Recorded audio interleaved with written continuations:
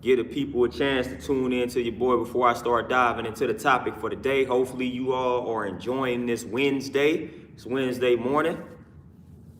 Hopefully you all had a peaceful Tuesday evening. Staying healthy, staying out of the way, staying safe, all that good stuff, man. Just taking care of the mind and the body, the mental and the physical. That should always be a priority, because it's real chaotic out here. So in the midst of chaos, gotta remain centered, gotta remain peaceful. Always gotta maintain that peace. So I'm gonna give y'all a chance to tune in to your boy before we start building. Like I said, man, hopefully you all enjoying this Wednesday. Everything is peaceful, everything is positive, everything is productive. You're knocking down your goals. Eli, what's going on with you, my brother? How you living? How you feeling? Hopefully we feeling fantastic, man, because that's the way that we should always feel. We alive, we breathing. We got an opportunity to make things better. So it's a new day. Yesterday is in the past. Ricky, peace, what's going on with you? Lindell, peace, what's going on with y'all, man? How y'all living? Like I said, we alive, it's a new day, we breathing. We got the ability to make today better than yesterday. So if you didn't have the best day yesterday, today is a new day. Gotta be an opportunist, man. We gotta seize the opportunity. It's a new day. We're not about to dwell on that past. That's already happened. We didn't survive that, so it's a new day.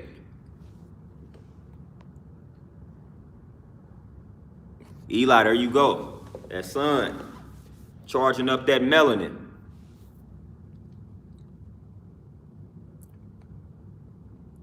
Percy, peace, what's going on with you? And Ricky, there we go, always. We gotta be feeling wonderful, fantastic, all that good stuff. The best way to feel. Fall forward to success. Peace, what's going on with you?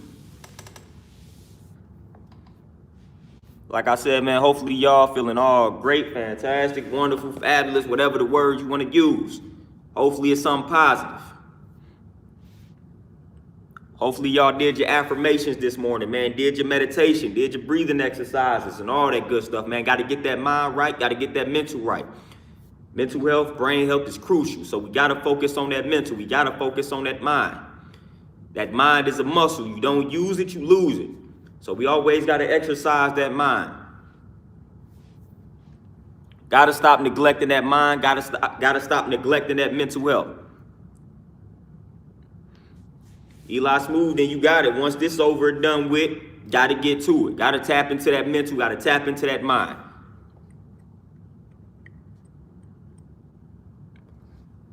And Percy, no doubt. No doubt. That's what you got to do. It's repetition. Repetition is king. Like I said, the subconscious mind is not able to determine fact from fiction. So when you continue to tell yourself you feel great, the subconscious mind will accept that reality, or will accept that as a reality, because it's not able to determine fact from fiction. So that's why I tell everybody, repetition is king. Repetition is king. You tell yourself you feel great enough, then you will become great. You tell yourself you feel good enough, then you will become good. You tell yourself you're wealthy enough, then you will become wealthy. Period. You are what you tell yourself. You are what you tell yourself. It's as simple as that.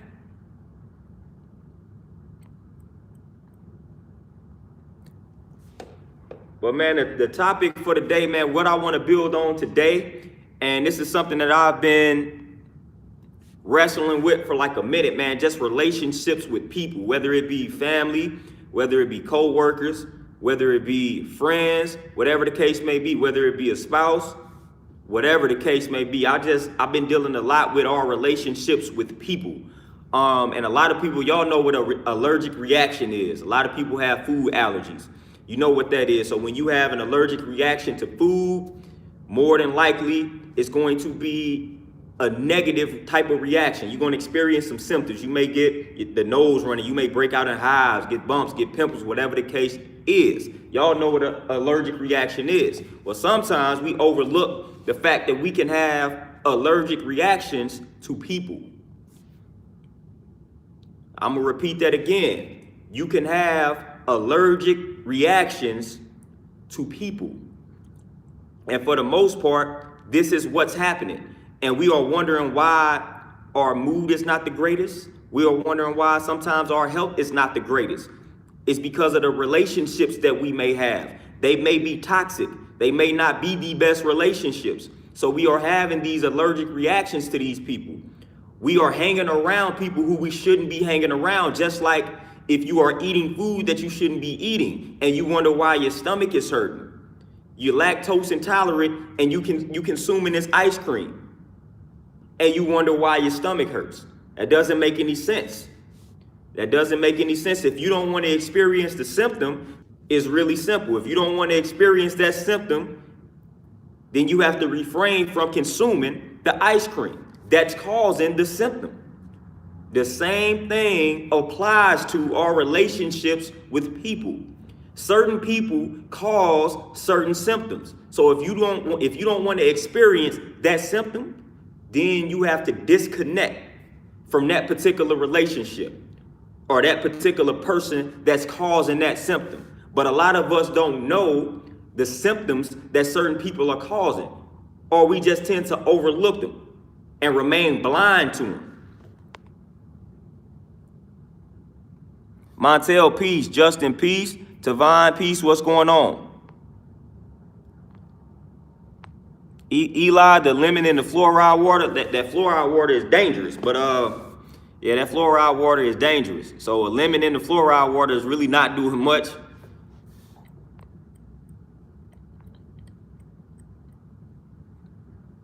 Anais Faith Jones, I could definitely relate to that. Definitely relate to that. And so I just want to give people things to look out for in regards to our dealings with people. We got to be able to determine the type of people that we can hang around. We got to be able to determine the type of people that we cannot hang around. And like I said, this applies to all levels, whether it be family, whether it be co-workers, whether it be spouse, whatever the case may be. We got to be able to determine who we can hang around and who we cannot hang around. And I'm going to just speak from experience. The first thing, one of the first symptoms that I experienced in determining whether or not someone is going to cause that allergic reaction, one of the first things that tends to happen for me is just the thought of interacting with an individual drains my energy. I know we've been there. I know we've done that. Just the thought, like even before you get to the interaction, when you just know you got to go deal with this person, it may be 2 days from now. Like, let's just say you got to deal with a family member 2 days from now. It's a family member that you just really despise and you cannot stand being around because they are so negative.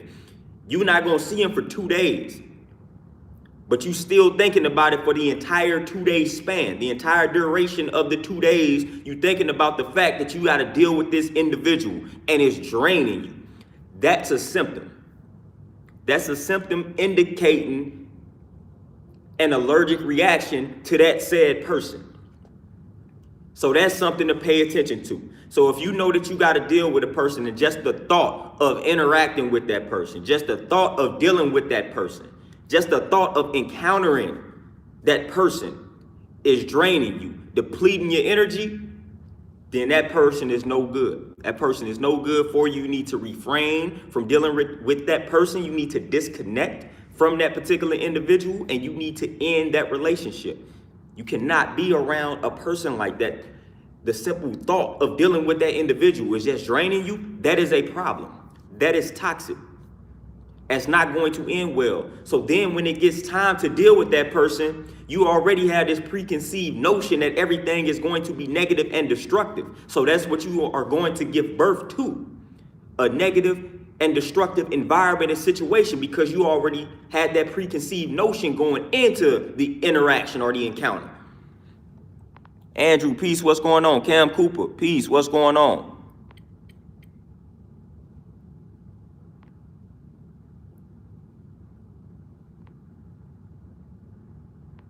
Oh, Anias Faith Jones, most definitely. I can definitely understand that.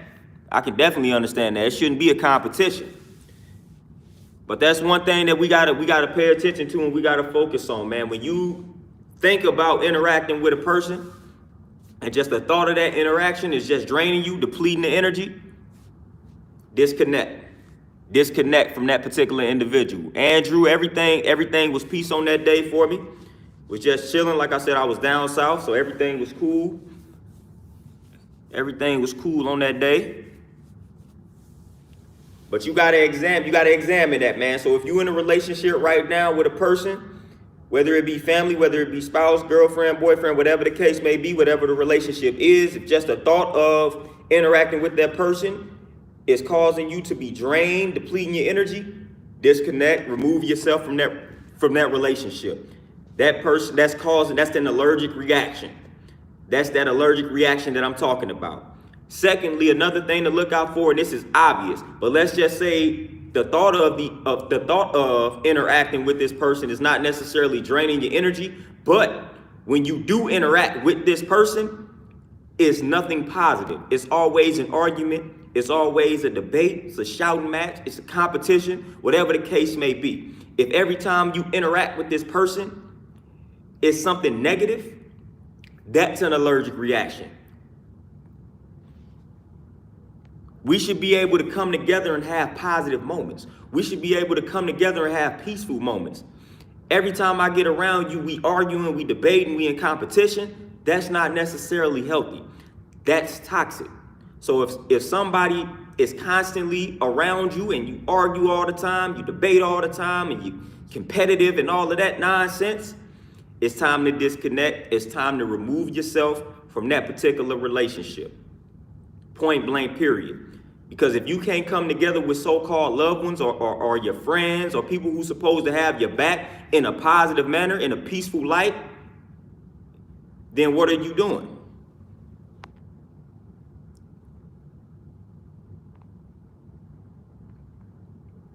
Oh, Percy, I done been there, done that.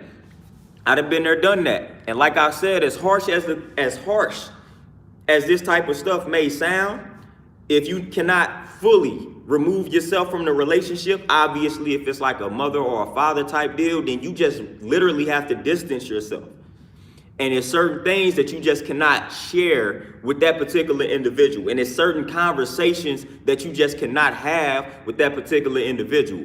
I've been there, done that. It's just certain things that I won't talk about around certain people, even if they ask me questions about the particular subject matter. I keep everything short and simple. Because every time I talk to you, every time I express my opinions to you, and I bring the facts and the information, then you still want to argue and debate and be competitive and this, that, and the third, then I'm going to just keep everything short and simple. I'm going to distance myself from you.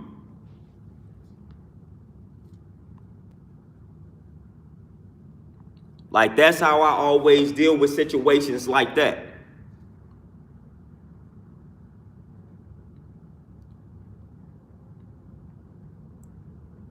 Hey, peace, what's going on? And that's definitely right and exact.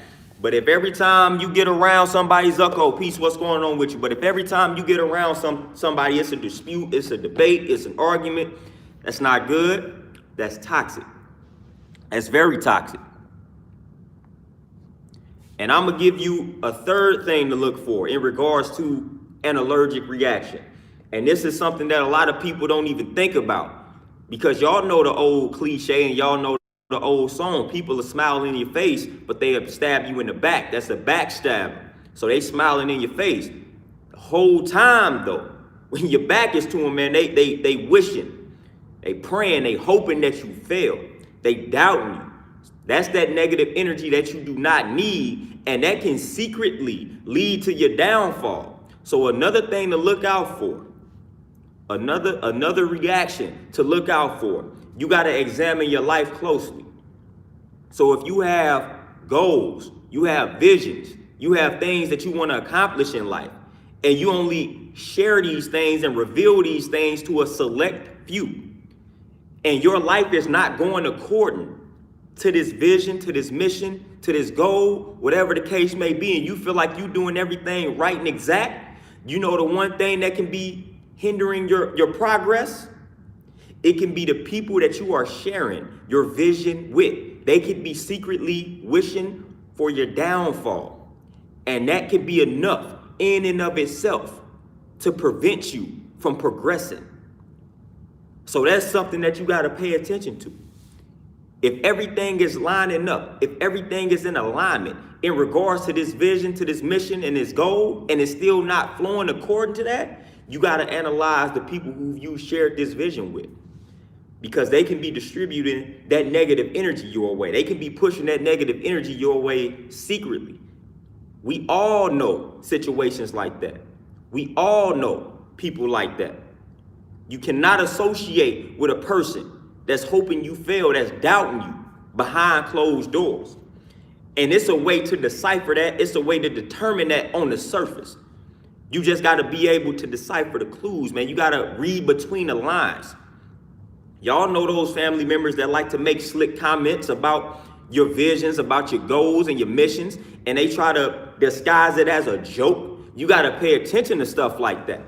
You got to pay attention to the people around you that do that, because that's not necessarily a joke. Like I said, they disguising it as a joke, but it's an actual fact. It's a reality, and it's the way that they actually feel deep down. And you cannot have that type of energy coming your way, especially when you got big things that you are striving to manifest. When you have a big vision that you are striving to manifest, you cannot be dealing with these people that's throwing negative energy your way. You need all the positive energy that you can. So if you have a big endeavor that you are striving to pursue, be mindful of who you share anything with, because a little ounce of doubt from somebody that's close to you can be enough to kill your progress. And you won't even know it. Like consciously, you feel like you're doing everything right and exact, but it's the energy behind you that's holding you down, that's holding you back. So you got to be mindful of that. Percy, man, appreciate that donation. And most definitely, and that's why I'm talking about this, man, because for the most part, I don't know why this has been resonating with me so heavy these past days, but I just feel like a lot of people are having issues with their relationships with their family members. I feel like this is a big problem, and I feel like I just got to continue to talk about it. I feel like it's holding a lot of people back, just dealing with family members. Because the reason why I feel like it's holding a lot of us back is because sometimes it be the closest family members. Like it'll be a mother, it'll be a father, it'll be a brother, it'll be a sister. It's the immediate fam. It's the people who raised you. It's the people who you may have raised or helped raise that hate on you, that are jealous. Like that stuff, that's a hard pill to swallow when it comes from those people. So a lot of times people talk about, I don't care what people think. Well, that sounds good when it comes to complete strangers. But for the most part, we gonna care about what our family members think in regards to things that we are doing. We would love to have that acceptance from our mother, from our father, from our brother, from our sister, from our cousin, from our grandmother, from our grandfather. We seek that acceptance. So on the surface, it sounds good to say, I don't care what other people think. But when it comes to family, about 95% of us, we care what our family thinks. We care what our mother thinks. We care what our father thinks. We care what our brother thinks. We care what our sister thinks. So that's another level. Like you have to reach another level. I cannot care what this complete stranger thinks about me, about what I'm doing, about the moves that I'm making, about the vision that I have for myself. But then once you pass that level, now you're dealing with family members. And it's hard to not care what they think. So when that family member doubts you, it's going to hit a lot harder opposed to that person that you don't know that's doubting you. So that hits a lot harder.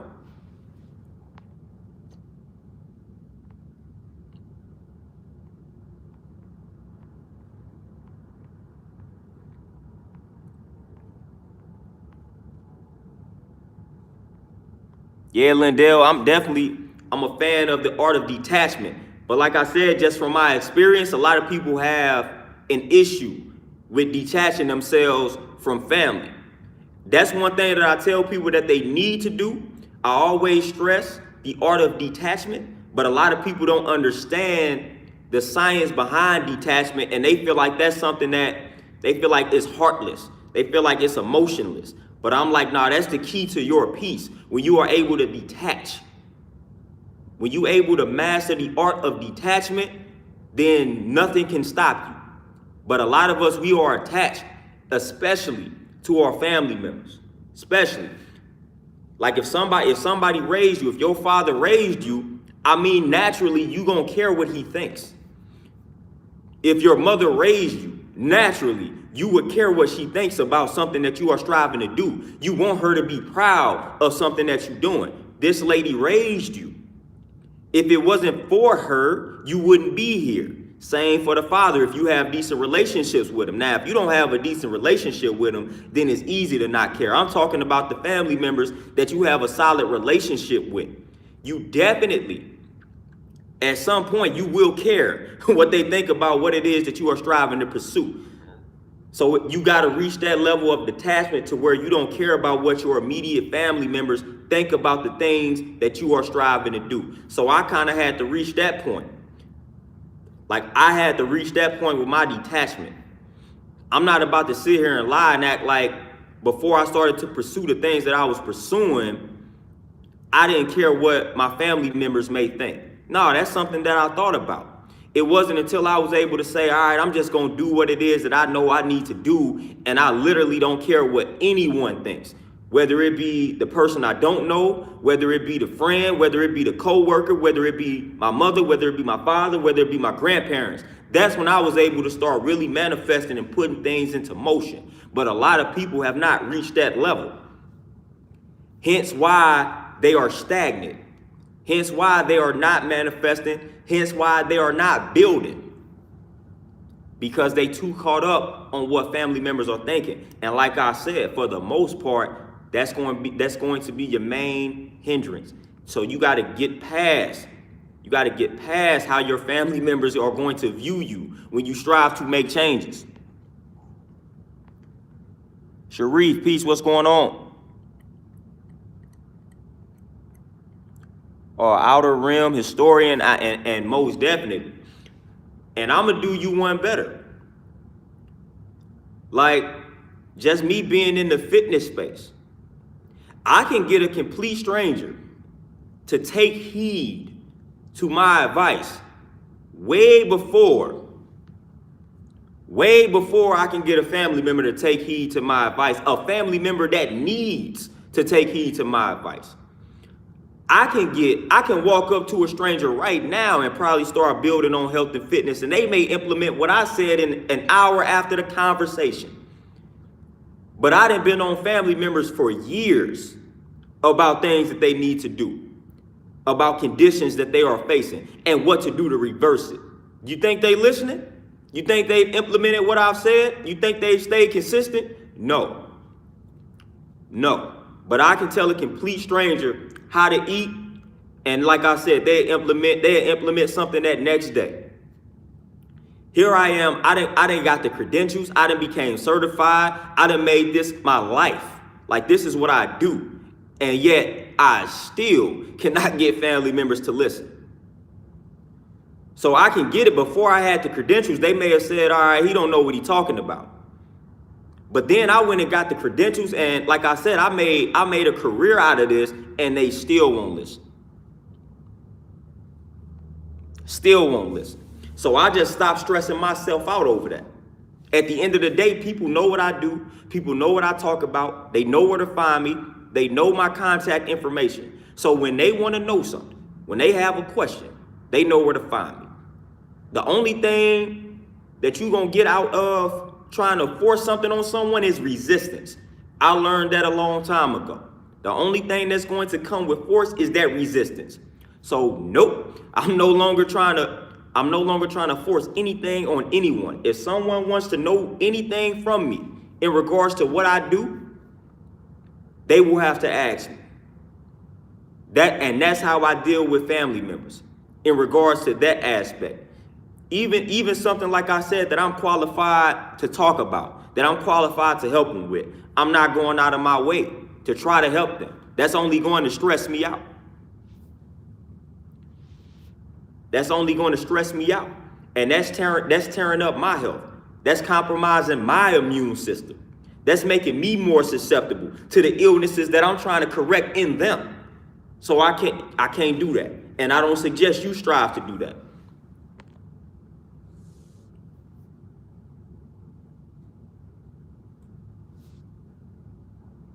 Percy, again, appreciate that donation, and most definitely. And that's the crazy thing. And that's why I've always felt like family members should respect you the most, because they saw me at my worst. They saw me when I was a savage in pursuit of happiness, eating terribly. Then for me to be able to at 18, 19, 20 and say I'm about to change my habits, I felt like that should have been met with more respect than a stranger that doesn't know me. To this stranger, I could have been eating this way out the womb. I could have been born this way. They didn't see my struggle. They didn't see how far I've come. So I feel like from a family member perspective, they should respect me more. Hence, they should listen to me more, because they've seen where I was and now they see where I am. But it doesn't work like that. It does. That makes them more envious. It makes them more jealous. Or they may just applaud you from the distance. They may rock with what you're doing, but it doesn't encourage them or it doesn't inspire them to change. So you also have that. It's like, man, kudos to what you're doing, but I'm not doing it. Jamar, peace, what's going on? Or Outer Rim historian, most definitely. And like I said, that jealousy, like I said, it stems from the fact that they lack the discipline. Because again, I'm not doing anything that's like record breaking, that's rocket science. It's real simple stuff that I'm doing. I just started doing it. So it's stuff that everybody knows that they need to do. They just don't do it because they lack the discipline. So they see you and they wish that they could do exactly what you are doing, because they know that they need to be doing exactly what it is that you are doing. So that's where that jealousy, that's where that envy comes from. And like I said, it's really admiration at the end of the day.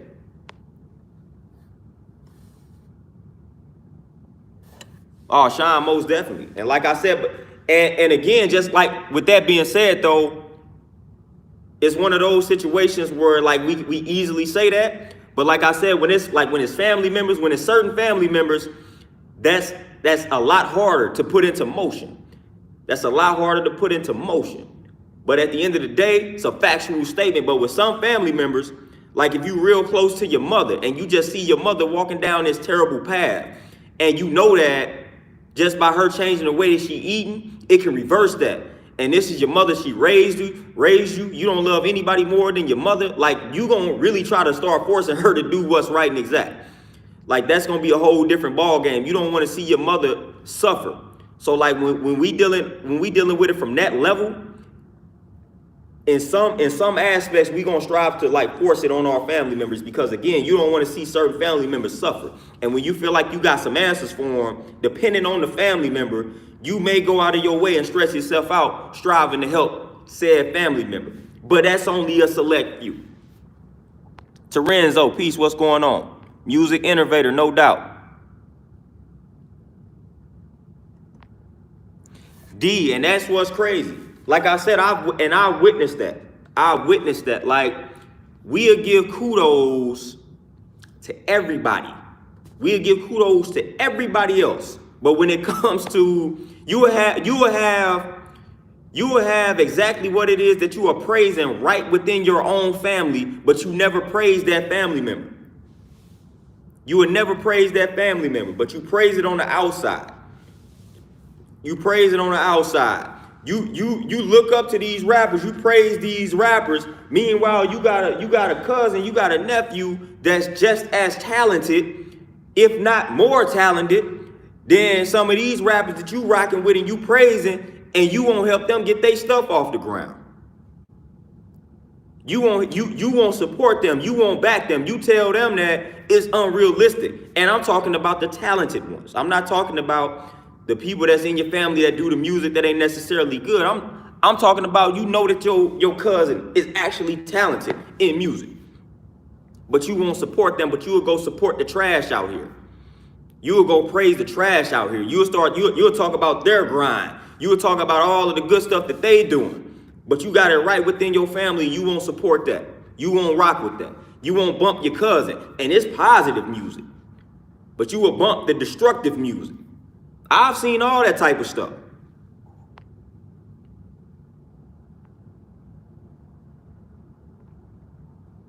Oh, Francis, that's definitely another good one. And the crazy thing about that goes to nature. So the first law of nature, self-preservation. And I say that to say this: it's crazy when you start interacting with people, you really realize how selfish people are. Like you really realize how selfish a lot of people are when you start interacting with people. How many times have you interacted with a person and been in that type of situation to where it's like everything that you say, it goes back to them, like they apply to themselves, like the whole conversation goes right back to them. So if you say something about something that just happened to you, like, yeah, man, I was working out yesterday, man, I think I twisted my ankle or something. Then they go back and they talking about a time where they twisted their ankle 20 years ago. Like, what does that have to do with what I said? I don't need to hear about the time where you twisted your ankle 10 years ago, but everything that you say, they gotta find some relevance to what you said to their life.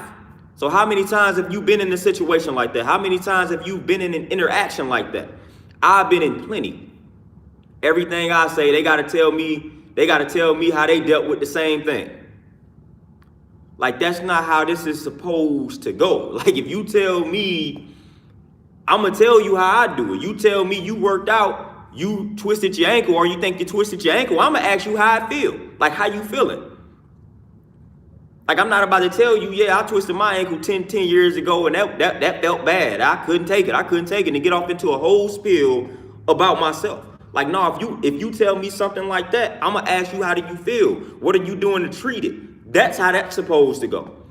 But man, I done been in too many conversations and just had too many dialogues with individuals to the point where, like, soon as we start talking, like everything that I say, it goes back to them.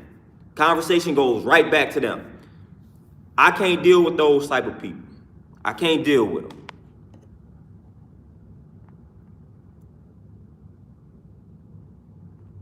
Yeah, Eli, you gotta chill on that. Yeah, Torenzo, most definitely, man. I can't.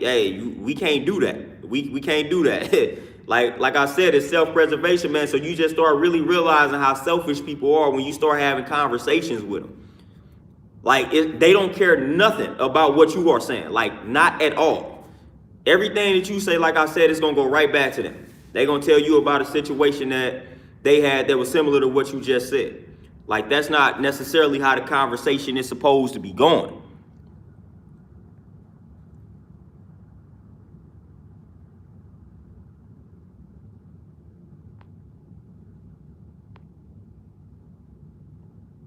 Oh, Sean, see, now that right there, when they come out and they tell you right to your face that they not gonna do something, that's a whole different ball game.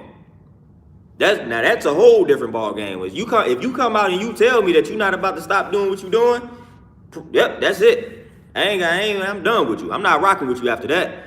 But you do have certain family members that at least know that they need to do better and they want to make the attempt. So those are the ones I'm talking about. If anybody tell you just straight up front that I'm not about to change what I'm doing, I'm leaving that person alone. I don't care who it is. Like, I'm definitely not going to stress myself out over a person that let me know that they're not going to change. That's a losing battle.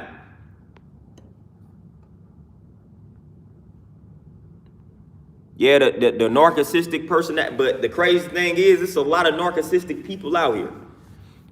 And like I said, man, when you just kind of in tune with a lot of things, man, you start to really realize that.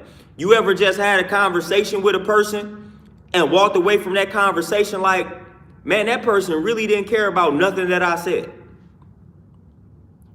Like, have you ever had a situation like that where you may have talked to the person for about 30 minutes, 45 minutes, an hour, however long, and you walked away from that conversation really doubting that that person cared about anything that you said? I've been there, done it. They may not even remember anything that you said because they were so absorbed with themselves. Like, that's all that they want. They basically just wanted to vent to you.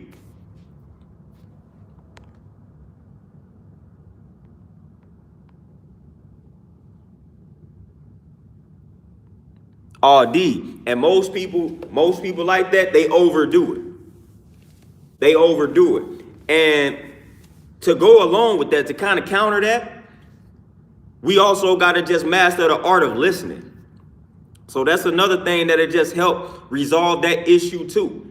Just mastering the art of listening, man. It's an art in regards to listening. It's a science behind being able to just listen to individuals, man. A lot of times we just not listening to one another. We just waiting for such and such to finish talking, so now that I can talk.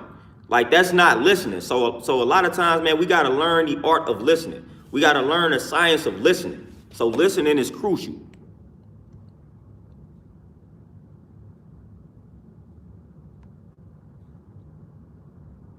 Oh yeah, Francis, most definitely, man. A lot of just social media in general. Social media in general. And before I entertain venting again, because that's where I be going off on my little, my little vents, I want to give the last symptom for that allergic reaction in regards to dealing with people. And it's more so physical. So dealing with people that can cause that allergic reaction, dealing with people that you shouldn't be dealing with, we obviously know that causes stress. And we know what stress can cause. That can compromise your immune system. That can affect your breathing. That can affect your quality of sleep. That can drain your energy. So when you just feel your health declining, sometimes your health can be declining and it doesn't have anything to do with necessarily what you are eating, but it has everything to do with who you are associating with. The mental food that you are consuming via your immediate family or your inner circle or the people that you associate with. So when you find your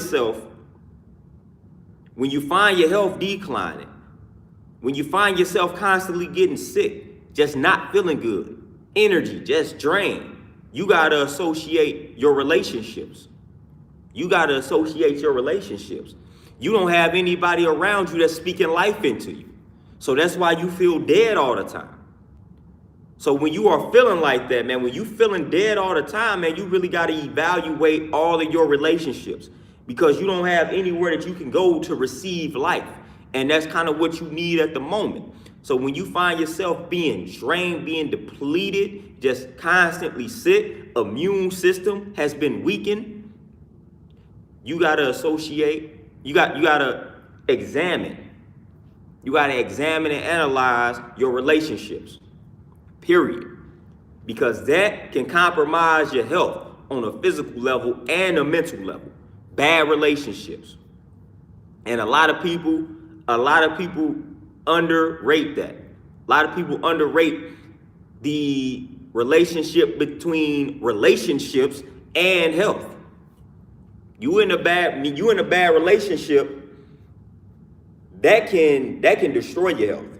That can destroy your health on a mental and physical level.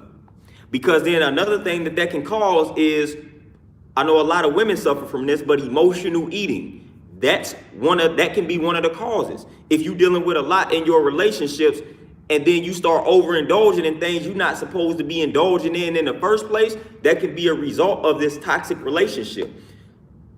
So a toxic relationship is going to give birth to toxic habits.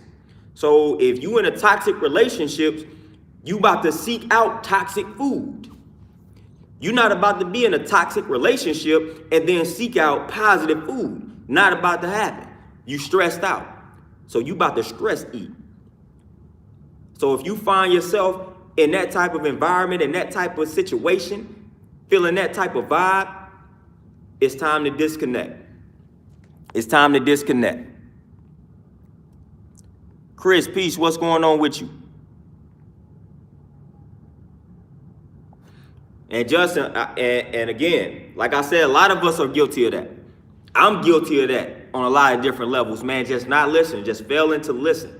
I'm guilty of that on a lot of levels, but I feel like I've become a lot better. I become a lot better to the point where I'm able to decipher or determine when someone is not listening to me. So that's how good I'm getting at it. Like I'm mastering the art of listening to the point where I'm able to determine if someone is not really listening to what I'm saying. And sometimes, I don't know if you've all done this before, but I'll be having a conversation with a person, and once I get the vibe that they not listening, I shut off. Like the conversation is now dead. So I stop talking. I stop conversing to that person, and I just let them talk, and I'm shutting off. BYG 342, no doubt. Like that's all I do. Tavon, it's all about improvement. Progression is key. But like I said, when you progress, you start to be able to determine who is listening to you, who is not listening to you. So that's that blessing and a curse type deal, because it can get frustrating. Once you become able to determine who's listening and who's not listening to you, then it starts to you reach that point where when you determine that someone is not listening, you become frustrated. So then you got to get over that hurdle, because you're like, man, I know this person ain't listening to me, so I'm wasting all of my energy in conversing with this individual. Like I'm speaking valuable information to this person and they not listening.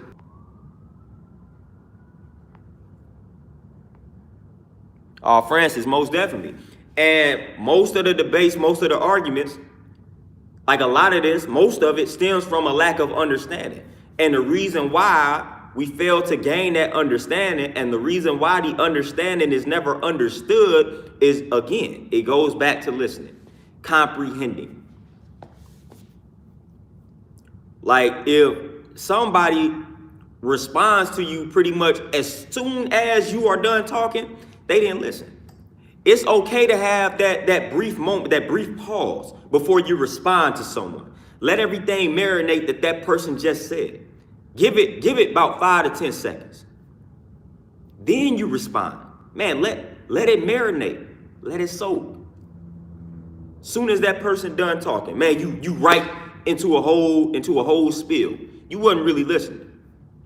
You heard something within the midst of what they said. You heard something that you either didn't like or you like, whatever the case may be. You heard something that triggered a response. So whatever it is that you heard, like, you can't wait to respond to that. So if as soon as that person is done talking, you go right off into this spiel, like that's what happened. You heard something and it triggered a response, and you just couldn't wait for them to finish so that you can respond to whatever it was that caused that trigger, or was that triggered. So when that person is done talking, man, just pause, silence for a moment, then you respond. Like that's something that I have learned. Like sometimes I don't even need to respond. Sometimes I don't even need to respond to what was just said, man. Like sometimes at the end of the day, it depends on the type of conversation, the degree of the conversation. But if somebody is venting, like if somebody just went through a loss, man, somebody just grieving, I'm gonna let that person get the stuff off their chest, and I'm not about to tell them everything is gonna be okay. Like that ain't what they want to hear right now. They don't want to hear that right now, man. They just need to get things off their chest.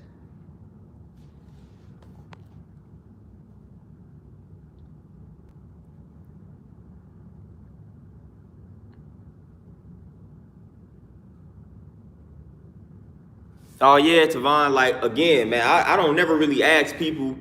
Professor Griff is good for that. He'll ask you, are you following me? And things like that. Like I never really ask people, are you listening? You understand what I'm saying? Like they gonna tell you, yeah. Even if like when they tell you that really doesn't mean much. So I don't entertain that, man. You just gotta kind of pay attention to the body language. You gotta pay attention to their responses. And that'll determine whether or not they are really understanding what you're saying, whether or not they are really listening to what you are saying.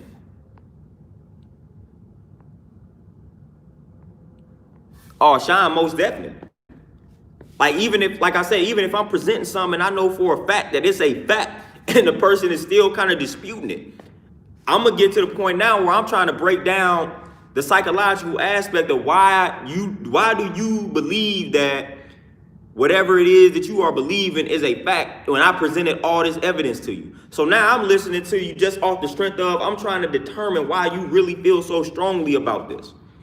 Even though the evidence was presented to you and it was all factual evidence and it all made sense to you. You claiming to understand it, yet you still disputing it and you still going against it. So now I'm at the point now where I'm basically listening just off the strength of I want to understand the psychology behind why do you think that this position is right when it has been proven to be wrong.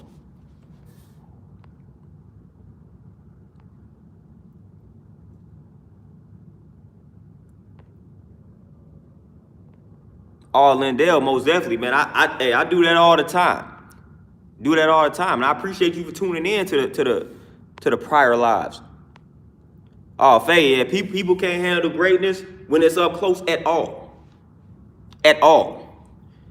Like they can't handle that at all. They talk a good game, but when that greatness is right up close, like you just said, that good game that they was talking, you know how it is. Everybody talk about they had such and such in their family, how they'd be and all this type of stuff, man. But then when they get it in the family, they don't do nothing. They don't do anything with it. They don't do anything with it. They don't support it at all.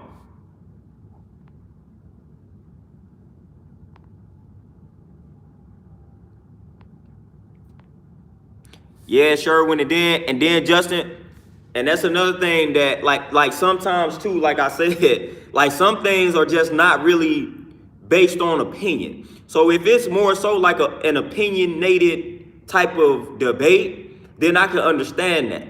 But it's like when we start bringing facts into the equation, then I get confused when they just say it's just my opinion.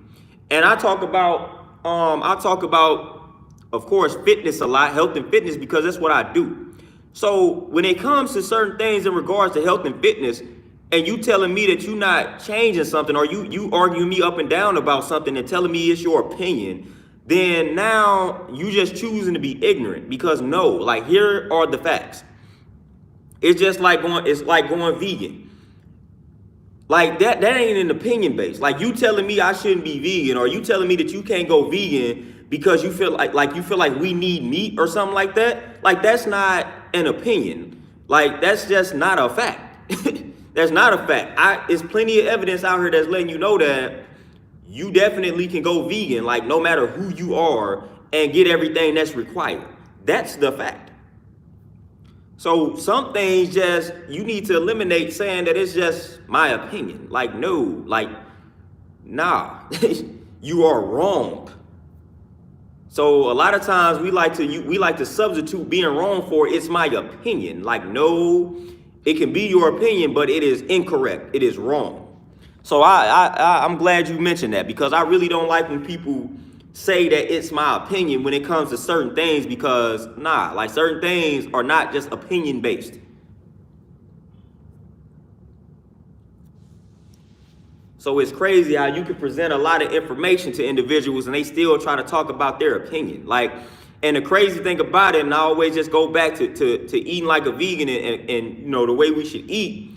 A lot of people that have the most to say about the way that I eat are the people that have never attempted to embrace this way of life. They have never attempted to embrace a vegan lifestyle, eat vegan, eat plant-based. But they had the most to say about why I shouldn't be doing what I'm doing. And these are the people that have never cracked open a book on health and fitness. And they had the most to say about what I'm doing. Like, that's always interesting to me. The way that you eat is not opinion based. It's science. It's science behind what you need to be eating. It's science behind what your body needs and what you need to eat to get it. That's science. That ain't opinion based. We don't eat based off of our opinion. Like, that don't even make any sense.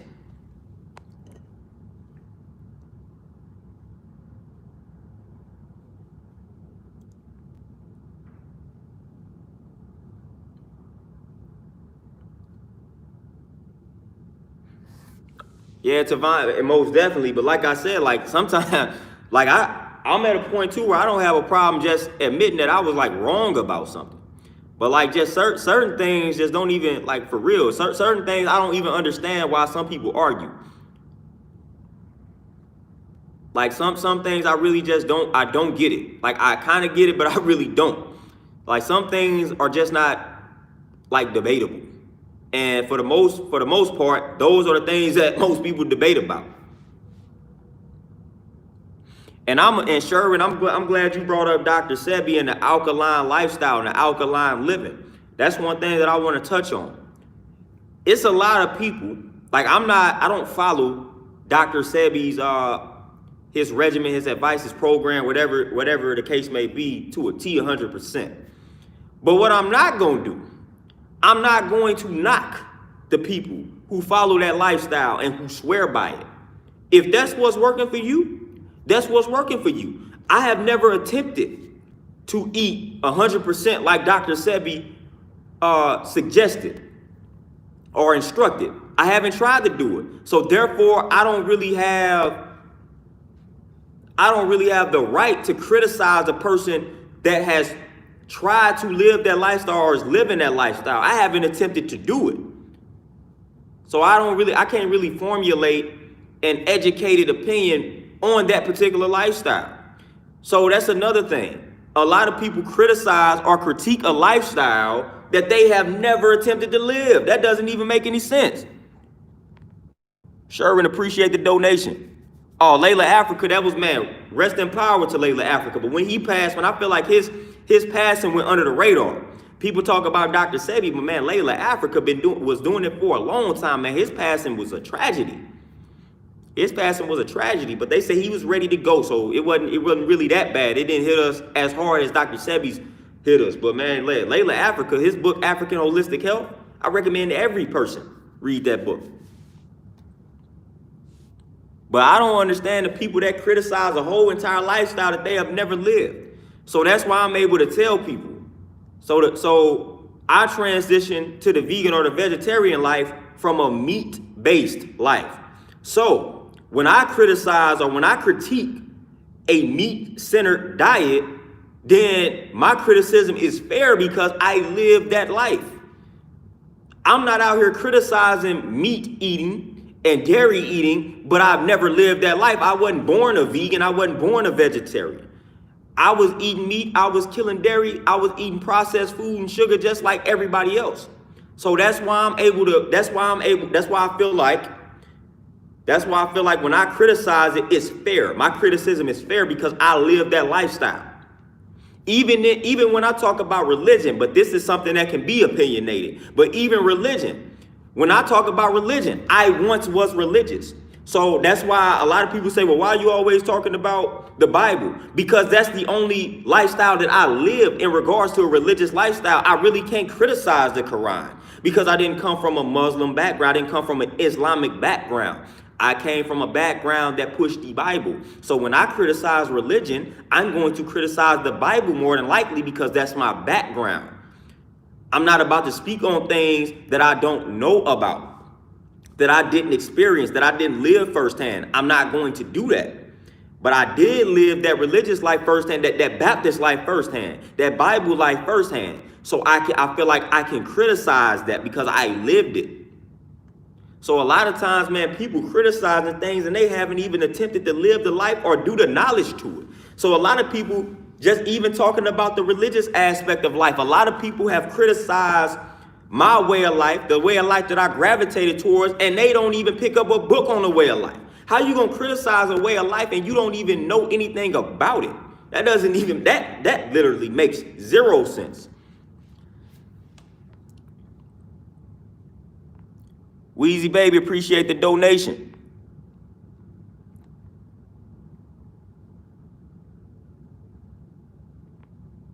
Yeah, Sean, most definitely. That's most definitely what it is. But then the crazy thing about that, this is the crazy thing about what you just said there, Sean, and it's funny. I don't even know if it's crazy or more so funny, especially in my field. So people say that.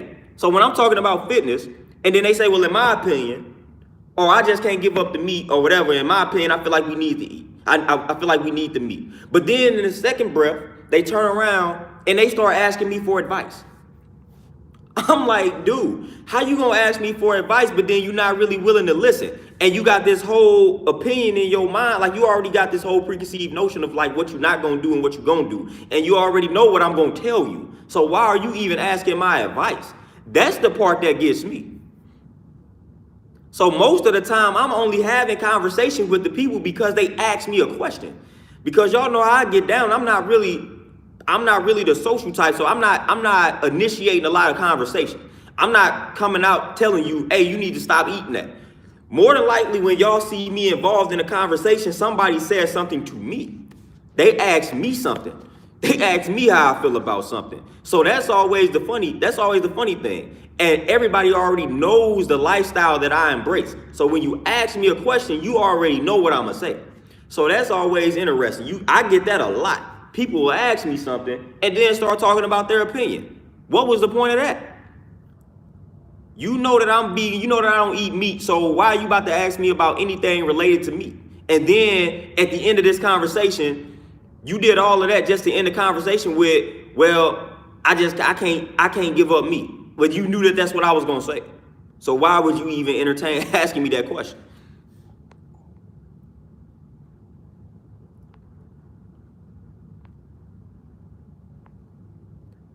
Stick Instrumentals, what's going on with you?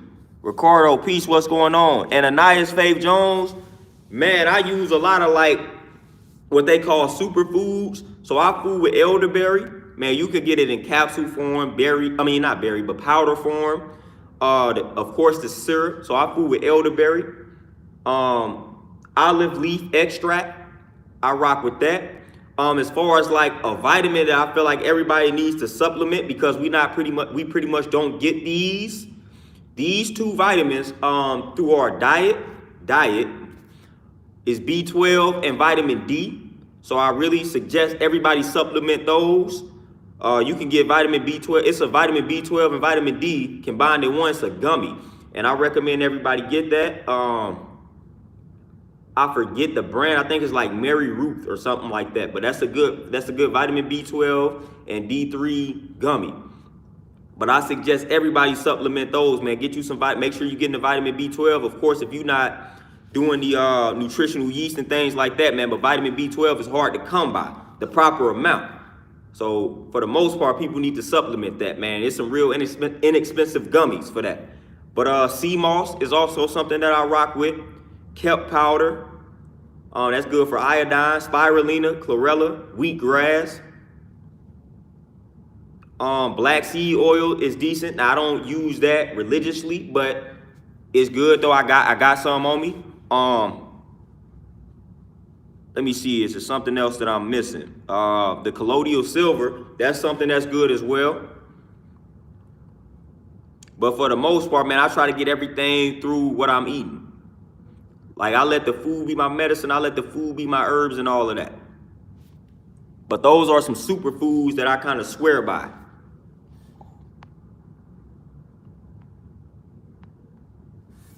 Do you supplement the magnesium? And a lot of people don't understand when it comes to a lot of these vitamins and minerals. What people don't understand is they don't work well in isolation. So that's why sometimes I'm kind of hesitant to suggest that people take certain supplements, like calcium, for instance. Without magnesium, the calcium is not being absorbed properly. So you can be consuming all the calcium in the world, and that's not doing anything for your bones if you don't have the proper amount of magnesium. So a lot of these vitamins and these minerals, they are interdependent on other vitamins and minerals. That's why they tell you to eat that well-balanced diet. So we just want to make sure that we getting everything.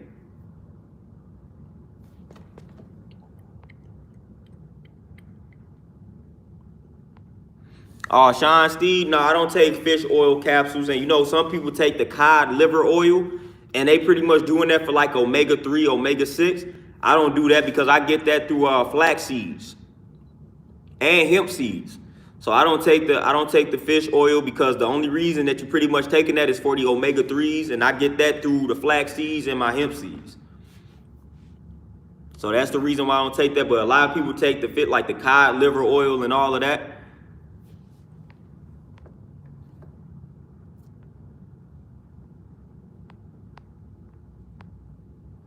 So yeah, the fish oil capsules. Nah, I don't take anything like that. Like I said, the only thing as far as like vitamins that I would suggest people take. Now for the B12, I do nutritional yeast, so I make sure I put that in like smoothies and whatnot. But if you're not doing the nutritional yeast, the best way to do it, man, is to get those gummies that I'm referring to. And vitamin D, for the most part, if you're not in a warmer climate where it's warm all year round, then you more than likely not getting the proper sunlight. So you more than likely need to supplement your vitamin D. And then you have what they call the fat soluble vitamins. So I think that's vitamins A, D, E, and K. So those are fat soluble vitamins. So when you are consuming the vitamin D, vitamin A, vitamin E, vitamin K, you need to make sure you are consuming them along with healthy fats. So like, of course, like the coconut oil, I know it's a lot of riff about coconut oil, but that's a healthy fat. So you want to make sure, and then even the flaxseed oil. So you just want to make sure you're consuming those fat soluble vitamins because they need the fat in order to be properly absorbed by the body. Vitamins A, D, E, and K. So along with that vitamin D, you want to make sure you're getting the proper amount of healthy fats in. And like I said, coconut oil, the flaxseed oil, whatever the case may be. Then even if you're consuming like nuts, like it's a lot of fat in those nuts as well. Even like peanut butter, the almond butter, that's a decent amount of fat. So you want to make sure you're consuming the healthy fats along with those fat soluble vitamins. Tristan, peace, what's going on? D, I haven't tried it. And yep, yes, for vitamin K. Yes, for the to answer the vitamin K question. But no, D, I haven't tried it yet. I gotta get on it. And that's another thing too. Like I haven't tried it yet because like I said, man, matter of fact, what's crazy during this whole pandemic, and people talk about knocking on wood, I don't need to knock on wood, but like during this whole pandemic, like I haven't got the slightest bit of a cold. Like I've been feeling fantastic. Like I've been feeling fantastic, man. And it's like every other person that you encounter these days either had the COVID, got the COVID, or know somebody that had it or has it. And like my brother has said, he feel like everybody gonna get the COVID at one point. And that was an interesting take. But this whole little situation is crazy, man. But shout out to the people that's been maintaining their health during this whole crisis. And I know a couple clients of mine, man, the supplements that I just suggested and recommended. I know a client that as soon as I started working with her some months ago, she purchased everything that I told her to purchase, man. She said she hasn't been sick at all during this, and she got like underlying conditions and whatnot. So again, like I said, they not gonna tell you the easy way to protect your immune system, the easy way to stay safe out here. But I'm gonna do it. Cause y'all already know they getting ready to line up this vaccine. They getting ready to line, well, they ain't getting ready to, it's already lined up. Mr. Barbados, peace, what's going on? And on top of that, they gonna start with the babies. They gonna start with the babies. They gonna make it mandatory in the schools first and foremost.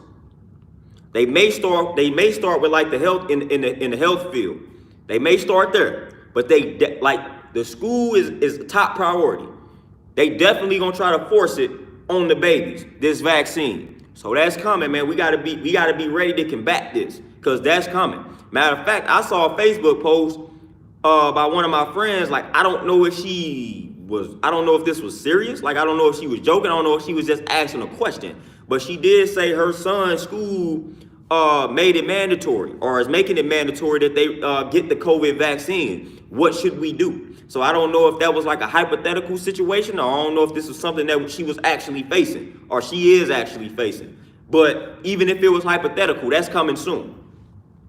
That's coming soon.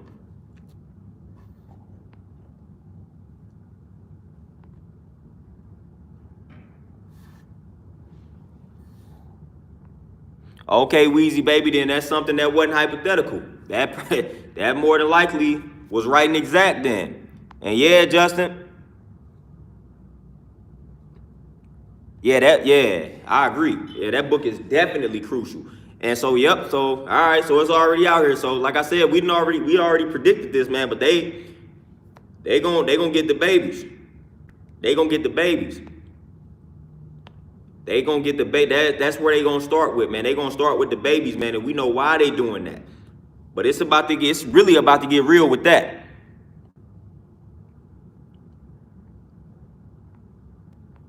And Sean, that's crazy. That's crazy. It's about to get really, really real. It's about to get really, really real and interesting out here. It's about to get really, really interesting. Like I was talking about yesterday when I was venting, this whole pandemic it has proved to me that, like I said, man, we just got a long way to go. We still just keep falling for the deception after deception. So we got a long way to go. And this is one of those things that we must fight. Because like I said, man, and a vaccine is similar to like a diet. There is no universal way to eat. There is no one way that everybody can eat. Even if everybody went plant-based, you would have to go plant-based according to your body type. So it's always some tweak. So a vaccine is the same way. There is no universal vaccination that's going to sit well with the entire planet. No, plenty of people will have adverse reactions to this vaccine. It will cause death. It will cause terrible symptoms. It will cause these things because that's natural. That's normal. I even saw one of my brothers post and say, all this money that we put into researching a so-called cure for like AIDS, we haven't been able to come up with anything. But in a matter of months, we already got the vaccine for COVID. So all of these other conditions that they swear up and down they don't have a cure for, we got a COVID vaccine in a matter of months. But like I've already told you, they've been had the vaccine. This vaccination was probably created 10, 20 years ago.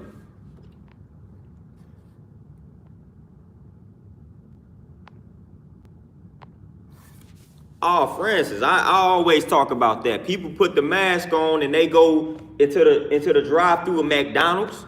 They put the mask on and then they go smoke. They put the mask on and still go to the bathroom and don't wash their hands. Like, what are you doing? You put the mask on and you still going into the bathroom and not washing your hands. What is the purpose?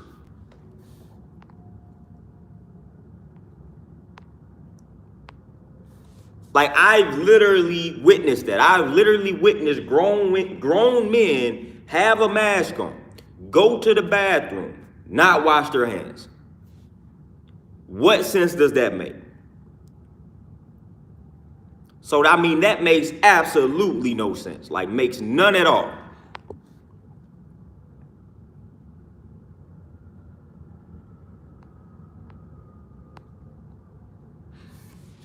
Oh yeah, sure. And like I said, man, it's gonna get real in regards to just making this mandatory, which is one of the reasons why I feel like they spiked the numbers up. I honestly, and I don't have no way to validate this, to confirm this, to prove this. So it's just a belief, it's just an opinion. But I honestly, and it's a feeling, and I honestly just feel like a lot of the people that are getting diagnosed with COVID don't actually have COVID. And I'm not talking about the people that then got sick. Like, even those people, that could be questionable. They could be dying of something else. And they just be saying that they dying of COVID. But for the most part, I feel like a lot of these people that have been diagnosed with COVID do not have COVID. And y'all know the science, like, it's a quota, man. It's a quota that they can meet, man. Like, you diagnose X amount of people with this COVID, man, it's people making money off of that. So we gotta be mindful of that. There's money to be made off of diagnosing people with COVID. So they got to make sure they meeting that number so they can get that money. So they definitely gonna misdiagnose people. Oh yeah, Wheezy. Oh yeah, eugenics has went absolutely nowhere. Oh, Tavon, that's crazy.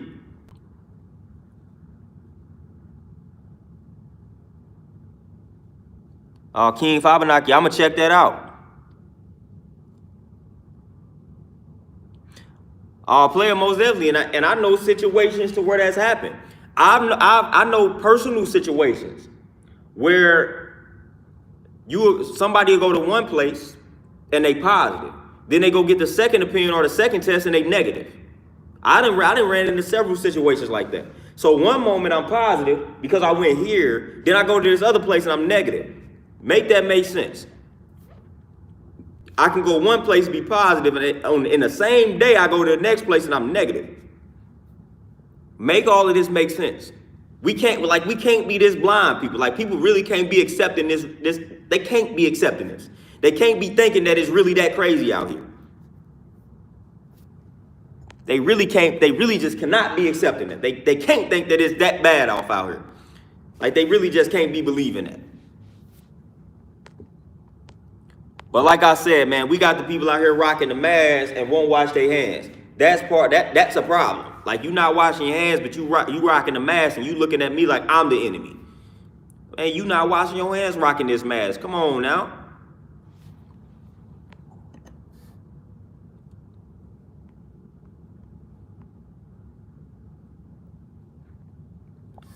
So, like, this vaccine, man, we gotta continue to talk about it, because like I said, man, when it get real, like,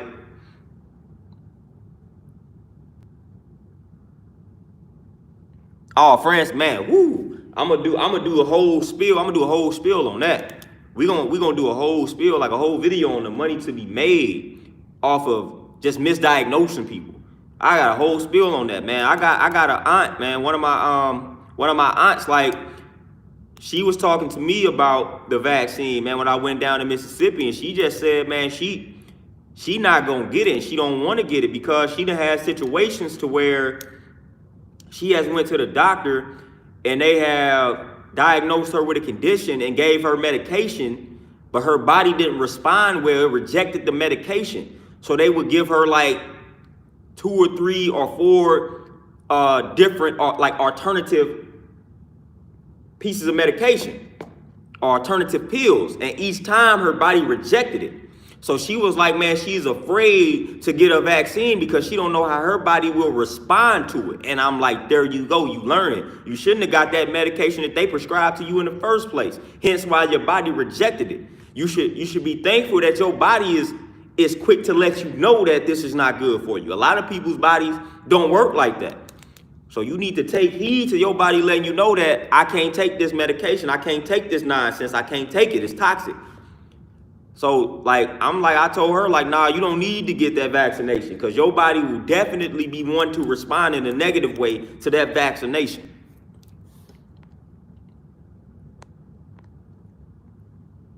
So a lot of people, man, they just too accepting of this whole vaccine, man. It's like they waiting on it and they just expecting this vaccine to be right and exact to change the world. Where are y'all getting this from?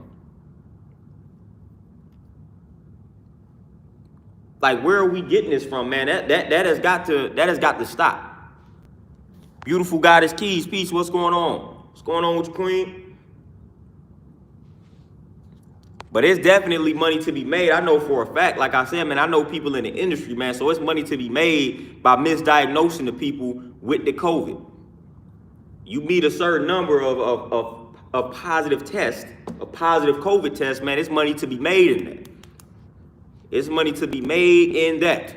So best believe money is being generated off of misdiagnosing people, saying that they got COVID when they really don't. So I know for a fact that that's happening, man. Like I said, man, I got personal people in my family that they went to one place, tested positive, went to the other place, tested negative. Make that make sense. Are you negative? Are you positive? You can't be both.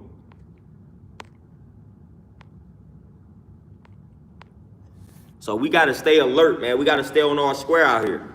We got to really pay attention to what they doing behind closed doors, behind the scenes. So on the surface, they're going to present us with that smoke screen. But we got to look beyond that surface because we know how they do it with the trick knowledge. They devise their schemes when they feel like nobody is paying attention. when they have distracted the people. That's when they are really devising the schemes and putting things into motion. That's when they are doing that, when they give us that main distraction. That's the smoke screen.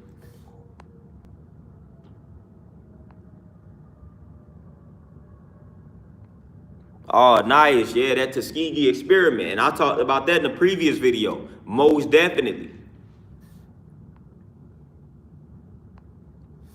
Yeah, Tavon, I tell people all the time, man, you should be the best knower of yourself. You should be the best knower of your body. Nobody should know your body better than you. Period. You really only need those doctors for, like, it's got to be an extreme emergency, man. You was in that car accident, you broke your leg, you broke your neck, whatever it is. It's got to be an extreme emergency for me to go to that doctor, for me to go to that hospital. Got to be an extreme emergency. Yeah, and that's again, they trying to get us. Because at first it was foolish people believe that, oh, black people can't get the COVID. Now they telling you we need it the most. It's affecting us the most. Come on, make it make sense. Make that make sense. If we can't see through that, then it's almost no helping the person that can't see through that.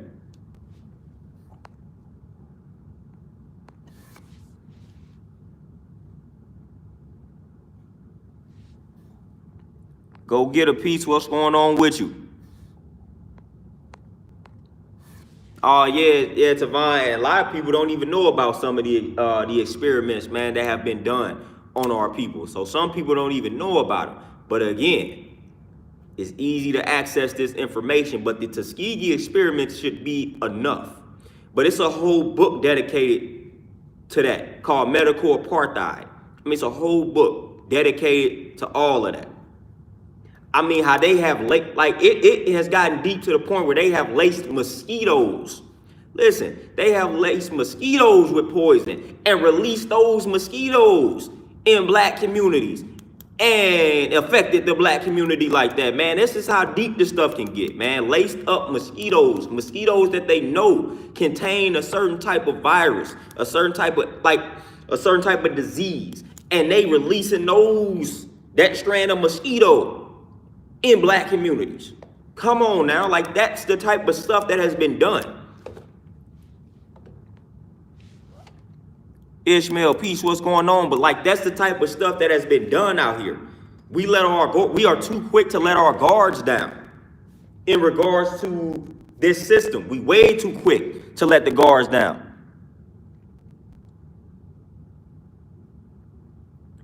Beautiful Goddess Keys, sheesh. That's crazy. That's crazy. So they get, man, they gave you some powerful drugs and that created that addiction. That's crazy. Like, I'm thankful because I had an accident as well, but I was not harmed.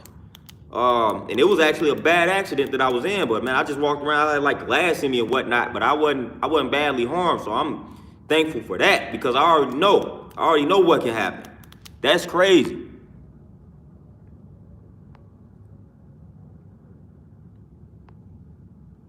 That is crazy. And it's good to hear that you clean. Because those are some powerful addictions.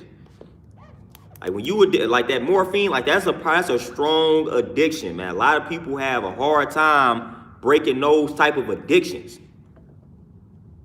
Sean, appreciate that donation. But man, yeah, that's crazy. And one thing, and I remember too when I had my car accident, man, they the lady told me I had the strongest heart that she's ever seen. And that was right around the time where I had just pretty much transitioned to like the vegetarian lifestyle. But she said I had one of the strongest hearts that she has ever seen. So that let me know, that was my indication that, yep, I'm doing things correctly on my own. I don't need y'all. Y'all don't do anything but try to find something wrong with me and then give me a pill based off of whatever it was that you found that was wrong with me. If I say my head hurting, here, take this aspirin. I say my back hurting, take this ibuprofen. Like, y'all, that's all that they were striving to do. They wasn't getting to the root causes, the root problems of anything that I was dealing with.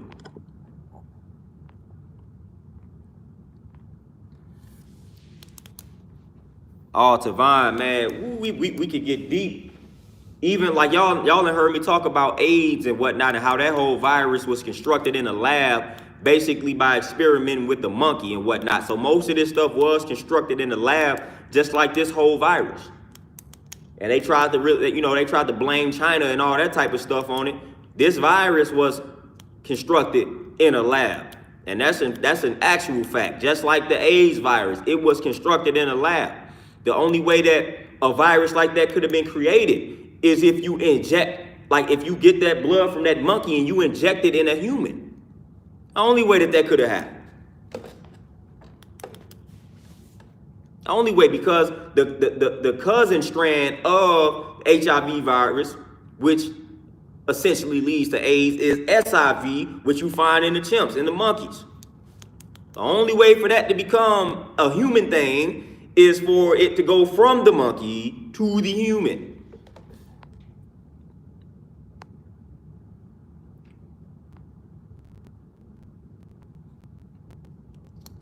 Yeah, beautiful God's keys there. That was rough. I'm glad you made it out of that joint. That was rough. Like that's rough. That's rough. Because that wreck caused some damage. So I can definitely see the addiction there. Like, cause that wreck caused some damage. So you probably was just down bad via that wreck. And that just didn't make anything better. And they gave you that medication that temporarily relieved the symptoms. So that was just like your go-to. Ooh, so yeah, that I know that's something that's hard to fight. I know a lot of people that have lost that fight. I know a lot of people that fight, that's what took them out. Because of that addiction, man. So they just OD'd on the joint. And what's crazy is they OD on it. Y'all done heard me tell this testimony, but they OD on them. They go to the doctor and they just give them a stronger prescription of what they tried to OD on.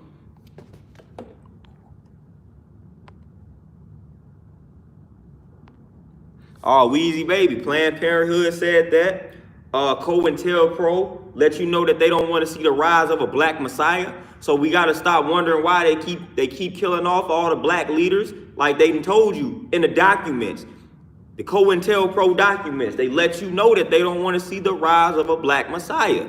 They let you know that. It's right there in the documents. Like, this is not something that's a myth. This is not a conspiracy. It's a document created that you can go look up, and they telling you right there what the agenda is. No, we don't want to see the rise of a black messiah. So anybody that gives them that type of vibe must be shut down. Magic Realms, peace, what's going on? So we again, like I said, I tell people all the time, we got to stop acting surprised, man. They didn't let us know what the mission is. They put the truth in plain sight. They didn't let us know what the agenda is. They didn't let us know what the plan they have for us is. I mean, they do it right in plain sight. Then there's books about it. Like, the stuff is out here. You can YouTube some of the stuff. Like, it's out here. They letting you know how they gonna treat us.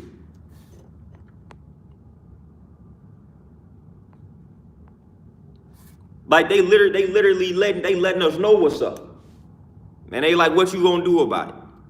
That's why I was talking about yesterday, man. We just gotta take everything to the next level. And that includes the way that we deal with this system, man. We just gotta take everything to the next level, man. It's time for us to really just elevate in our fight against this system, because it's a fight.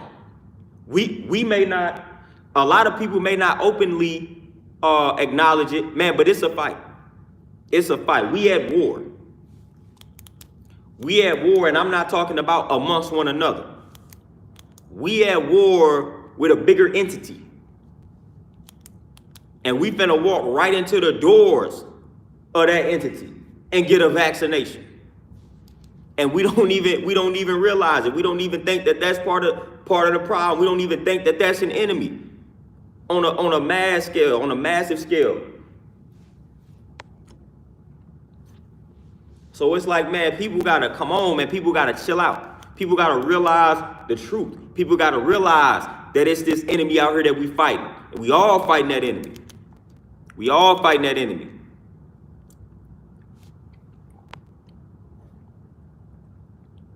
Tavon, I heard about that joint, man. I'm gonna have to cop that book. I definitely heard about it though. I'm gonna have to go ahead and cop it and see what's up with it. But it's a war going on. What they say, y'all know the song. It's a war going on outside. No man is safe from. Actual facts. It's a war going on outside. It's a war. It's a war on the mind. It's a war on the body. It's a war on the physical. It's a war on the mental. It's a war out here. It's a war, man. That's why they say it's chess, not checkers, man. We got to fight. We got to learn the game. We got to master the game. We got to learn how to move. When I talked about the Maroons yesterday, the Maroons were outnumbered when they were fighting the British, the English people. They were outnumbered when they were fighting the European people. But they learned guerrilla warfare tactics. So they learned how to use the environment to their advantage. And that instilled fear in a larger army. That's the type of stuff that we got. That's what I mean by learning the game, learning the tricks, mastering your environment, mastering self, so that we can conquer this enemy. A lot of people say we don't want to have a civil war with Europeans, with white people. And I'm not even in this video saying that that's what it needs to come down to. But what I'm saying is a lot of people say we couldn't compete with them. They got too much guns. They got too many things that they didn't create that they can wipe us out with. You thinking about this incorrectly. If we go to war with them, and I'm gonna be back, y'all, man. I got somebody walking in.